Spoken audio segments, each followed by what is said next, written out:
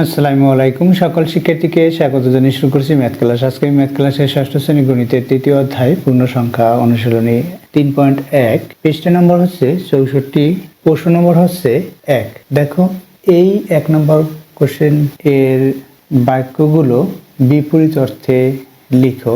এগুলো আমি সহজে সমাধান দেব। প্রথমে দেখো বাক্যগুলো বিপরীত অর্থে, বাক্যগুলো অর্থাৎ প্রদত্ত বাক্যগুলো লিখে প্রদত্ত এখানে বাক্যাংশগুলো অর্থাৎ যে বাক্যাংশগুলো দেওয়া আছে সেটাকে বলা হয় প্রদত্ত বাক্যাংশ। বিপরীত অর্থে লিখো। সুতরাং বিপরীত অর্থে প্রদত্ত বাক্যাংশগুলো দেওয়া আছে কি নম্বর কতে। দেখো ওজন বৃদ্ধি, ওজন বৃদ্ধি, বৃদ্ধির বিপরীত হচ্ছে হ্রাস, সুতরাং ওজন হ্রাস, ওজন হ্রাস।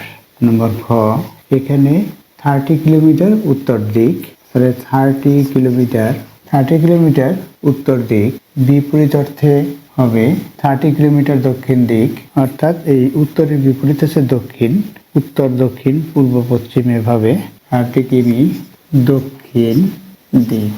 বাড়ি হতে বাজার 8 কিমি পূর্বে, পূর্বের বিপরীত পশ্চিমে, তাহলে লিখি বাড়ি হতে বাজার 8 কিমি পূর্বে, বাড়ি হতে বাজার 8 কিমি পূর্বের বিপরীত হচ্ছে পশ্চিমে।